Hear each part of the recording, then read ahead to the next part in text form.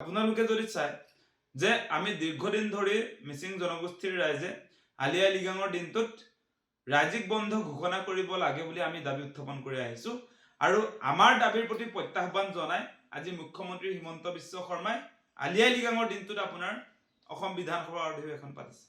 অসম বিধানসভাৰ অধিৱেশন পাতিবৰ কাৰণে আলি আই লৃগাঙৰ দিনটোক বাদ দিলে নহব নেকি?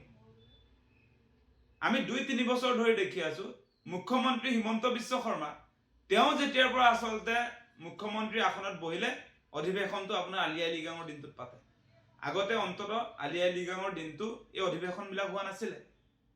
আগতে আমি অসম চৰকাৰৰ মন্ত্ৰী বিধায়ক সাংসদসকলক আমি জনপ্ৰতিনিধিসকলক আমাৰ আলি আই লৃগাঙৰ অনুষ্ঠানত অতিথি হিচাপে পাইছিলোঁ। তেওঁলোকৰ অংশগ্ৰহণে আচলতে আমাৰ আলি আই লৃগাং উদযাপনৰ ক্ষেত্ৰত যথেষ্ট পৰিমাণে প্ৰচাৰ প্ৰসাৰ হোৱাৰ ক্ষেত্ৰত উদগনি যোগাইছিলে। সেই পৰিৱেশ আজি নাই। আজি আপোনালোকে বিবেচনা কৰক, আজি আলি আই লৃগাঙত আমি কৈছো যে মিচিং জনগোষ্ঠীৰ জাতীয় উৎসৱ হিচাপে, আমাৰ কৃষিভিত্তিক জাতীয় উৎসৱ হিচাপে, যিটো দিনত আমাৰ কৃষ্টি সংস্কৃতি, আমাৰ পৰম্পৰা, আমাৰ ৰীতি নীতি, আমাৰ জীৱন ধাৰণ প্ৰণালী, এই সকলোখিনি যিটো দিনত আচলতে প্ৰতিফলন হয় আলি আই লৃগাং, সেই দিনটোত আচলতে চৰকাৰী বন্ধ দি দিলে চৰকাৰৰ কি লোকচান হ'ব বা অসমৰ ৰাইজৰ কি লোকচান হ'ব? এটা দিনত এটা জাতিক অধ্যয়ন কৰাৰ সুযোগ লাভ কৰে আলি আই লৃগাঙত। গতিকে এই দিনটোৰ প্ৰতি কোনো ধৰণৰ আচলতে ৰেছপেক্ট, সন্মান আজি বিজেপি চৰকাৰ, মুখ্যমন্ত্ৰী হিমন্ত বিশ্ব শৰ্মাৰ নাই। আজি আমাৰ কৃষ্টি সংস্কৃতিৰ প্ৰচাৰ প্ৰসাৰ হোৱাৰ ক্ষেত্ৰত আজি মুখ্যমন্ত্ৰীৰ নেতৃত্বত আচলতে বাধা আৰোপ কৰা হৈছে। কাৰণ আলি আই লৃগাঙৰ দিনটোত বিধানসভাৰ অধিৱেশন, তাৰ পৰিণতিত কি হ'ব? আমাৰ আলি আই লৃগাঙত যি ধৰণৰ আচলতে উদযাপন হ'ব, যি ধৰণৰ আমাৰ আলি আই লৃগাঙৰ অনুষ্ঠানবিলাক হ'ব, সেইবিলাক প্ৰচাৰ প্ৰসাৰ হ'ব নেকি? বিধানসভাৰ তৰ্ক বিতৰ্কবিলাকহে আপোনাৰ কাইলৈ প্ৰচাৰ প্ৰসাৰ হ'ব। কাইলৈতো আলি আই লৃগাং আছিলে। আলি আই লৃগাঙত আমি ভাবিছিলোঁ আমাৰ কৃষ্টি সংস্কৃতিৰ প্ৰচাৰ হ'ব, আমাৰ মিচিং জনগোষ্ঠীৰ যিখিনি আছে সেইখিনি অন্ততঃ প্ৰমোট হোৱাৰ ক্ষেত্ৰত সকলোৱে সহায় সহযোগিতা কৰিব, সেইটো আমি আশা কৰোঁ। কিন্তু আজিৰ দিনটোত আপোনালোকে চাব, কোনো মন্ত্ৰী বিধায়ক তেওঁলোকৰতো অংশগ্ৰহণটোতো নায়েই। তাৰ উপৰি তেওঁলোকে কি কৰিছে, বিধানসভা পাতি তেওঁলোকৰ এই বিধানসভাৰ কাৰ্যসূচীবিলাক প্ৰমোট হৈ থাকিব। আমাৰ আলি আই লৃগাঙত যি অনুষ্ঠানে নাপাতো কিয়, আমি তাত মিচিং জনগোষ্ঠীৰ কৃষিভিত্তিক জাতীয় উৎসৱ হিচাপে আমি বিভিন্ন অনুষ্ঠান ৰাখোঁ। জাতিটোক আগুৱাই নিবৰ কাৰণে আমি এগ্ৰিকালচাৰেল ফেষ্টিভেল, ইয়াত ধুনীয়া ধুনীয়া আপোনাৰ আমাৰ কনফাৰেন্স হয়, আমাৰ কৃষ্টি সংস্কৃতিৰ প্ৰতিফলন হয়, আমি বিভিন্ন অনুষ্ঠান পাতো, প্ৰতিযোগিতা পাতো, সেইবিলাক প্ৰমোট হোৱাটো প্ৰয়োজন আছিলে, প্ৰচাৰ প্ৰসাৰ হোৱাৰ প্ৰয়োজন থাকে। গতিকে সেইটোত আচলতে সহযোগিতা কৰিব লাগে চৰকাৰৰ ফালৰ পৰা, কিন্তু তেওঁলোকে দবাই থব খোজে। আজি মিচিং জনগোষ্ঠীক বেয়া পায়, সেইকাৰণে আলি আই লৃগাঙৰ দিনটোত মিচিং জনগোষ্ঠীৰ জনপ্ৰতিনিধিবিলাকেও আপোনাৰ আমাৰ আলি আই লৃগাং অনুষ্ঠানত আজি থাকিব নোৱাৰে। আজি 3 বছৰমান হৈছে বিধানসভাৰ অধিৱেশন, সেইকাৰণে আপোনাৰ মিচিং ৰাইজৰ জাতীয় উৎসৱটোত মিচিং জনপ্ৰতিনিধিজনেও আপোনাৰ উপস্থিত থাকিব নোৱাৰে। আমি বিচাৰিছো কি? আমি বিচাৰিছো অসমৰ ভূমিপুত্ৰ জনজাতি হিচাপে আমাৰ জাতীয় উৎসৱ, আমাৰ আয়ুস ৰেখা সদৃশ, আমাৰ প্ৰাণৰ উৎসৱ আলি আই লৃগাঙত সমগ্ৰ অসমৰ ৰাইজে অংশীদাৰ হ'ব পৰাকে সকলোৱে আহি যাতে মিচিং জনগোষ্ঠীটোক অধ্যয়ন কৰাৰ সুযোগ লাভ কৰে, তাৰ কাৰণে আমি ৰাজ্যিক ভিত্তিত বন্ধ বিচাৰিছো, চৰকাৰী বন্ধ। আৰু সেই বন্ধটো তেওঁলোকে নিদিয়ে। আজি মুখ্যমন্ত্ৰী হিমন্ত বিশ্ব শৰ্মাই সেই আমাৰ ৰেষ্ট্ৰিকশ্যন হলিডে দি আজি মিচিং অধ্যুষিত অঞ্চলৰ 11খন জিলাত আপোনাৰ সেই হলিডে বন্ধৰ ঘোষণা কৰিছে। আমাক নালাগে সেইটো।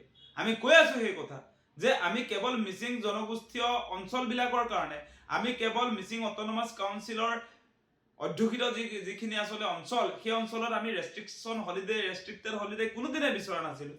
আমি বিচাৰিছিলোঁ আমাৰ গোটেই অসমত যাতে চৰকাৰী বন্ধ ঘোষণা কৰা হয়, মিচিং জনগোষ্ঠীটোৰ প্ৰতি আচলতে ৰেছপেক্টটো যাতে চৰকাৰে দিয়ে, সেই কথা আমি উত্থাপন কৰিছিলোঁ।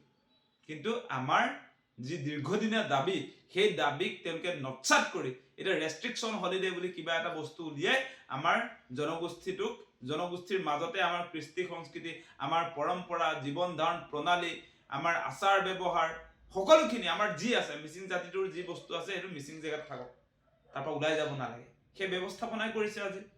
গতিকে কোনো কাৰণতে আমি মিচিং জনগোষ্ঠীৰ ৰাইজে আলি আই লৃগাঙত ঘোষণা কৰা সেই ৰেষ্ট্ৰিক্টেড হলিডে আমি বিচৰা নাই। আমাক সেইটো নালাগে। আমাক সন্মান সহকাৰে আলি আই লৃগাঙৰ দিনটোত চৰকাৰী ভিত্তিত, চৰকাৰী ৰাজ্যিক বন্ধ, ৰাজ্যিক ভিত্তিত আচলতে বন্ধ ঘোষণা কৰিব লাগে, সেই দাবী আমি উত্থাপন কৰিছো। আজি দুখ লাগে বহুত কথা ক'বলৈ, যে আজি আপোনালোকে চাব বিজেপি চৰকাৰৰ দিনত আজি ভাতৃ দ্বিতীয়া, টুচু পূজা, আজি ছট পূজাত ৰাজ্যিক বন্ধ ঘোষণা কৰা হৈছে, কিন্তু আমাৰ মিচিং জনগোষ্ঠীৰ ট্ৰাইবেল যে এতিয়া আমাক নিদিয়ে। জনজাতি হিচাপে সন্মান অলপ প্ৰদৰ্শন কৰিব লাগে, কিন্তু তেওঁলোকে নিদিয়ে। আজি ছট পূজা বিহাৰতো অনুষ্ঠিত হয়, বিহাৰত আছে সেইটো আপোনাৰ বন্ধৰ তালিকাত, অসমতো দি দিয়া হ'ল। আমাৰ মিচিং ক'ত আছে? মিচিং অসমতহে আছে, মিচিং অসমৰ ভূমিপুত্ৰ। গতিকে মিচিংসকলৰ প্ৰতি কোনো ধৰণৰ ৰেচপেক্ট আজি আপোনাৰ বিজেপি চৰকাৰৰ নাই। আমি দেখিছোঁ সেই পৰিৱেশ। আজি ছট পূজাৰ দিনা বন্ধ থকাৰ কাৰণে আপুনি মই সকলোৱে আজি ছট পূজা অনুষ্ঠানত যাব পাৰোঁ, আমি অংশীদাৰ হ'ব পাৰোঁ। আজি ভাই ফুটাত আমি অংশীদাৰ হ'ব পাৰোঁ। আজি আপোনাৰ আলি আই লৃগাঙত কোনো মানুহে আজি আপোনাৰ চেলিব্ৰেশ্যন কৰিবৰ কাৰণে, অংশীদাৰ হ'বৰ কাৰণে, সহযোগিতা কৰিবৰ কাৰণে কোনেও সুযোগ নাপায়, কোনেও যাব নোৱাৰে। আমাৰ মিচিং জনগোষ্ঠীয় লোকেও আপোনাৰ চেলিব্ৰেশ্যন কৰিব নোৱাৰে, যিবিলাক আপোনাৰ মিচিং অট'নমাছ কাউন্সিলৰ বাহিৰত আছে। আজি গুৱাহাটীত থকা আমাৰ ছাত্ৰ ছাত্ৰীসকল, চৰকাৰী কৰ্মচাৰীসকল, বেচৰকাৰী ক্ষেত্ৰত যিবিলাক আছে তেওঁলোক কোনেও এতিয়া আলি আই লৃগাং চেলিব্ৰেশ্যন কৰিব নোৱাৰে। এনেকৈ কোনো কাৰণতে এই জাতিটো, মিচিং জাতিটো আচলতে আগবাঢ়ি যাব নোৱাৰে। আৰু এই ব্যৱস্থাপনাবিলাক আহিছে আজি বিজেপি চৰকাৰ, মুখ্যমন্ত্ৰী হিমন্ত বিশ্ব শৰ্মাৰ নেতৃত্বত। গতিকে তেওঁলোকেও অন্তত আগৰ চৰকাৰে নিদিলে, বিজেপি চৰকাৰেও দিব পাৰিব লাগিছিলে। ট্ৰাইবেলৰ চৰকাৰ বুলি যে কৈ থাকে, মিচিং জনগোষ্ঠীৰ ট্ৰাইবেল নহয় নেকি? মিচিং জনগোষ্ঠীৰ প্ৰতি কিয় আপোনালোকৰ ভাল ভাৱ নাই?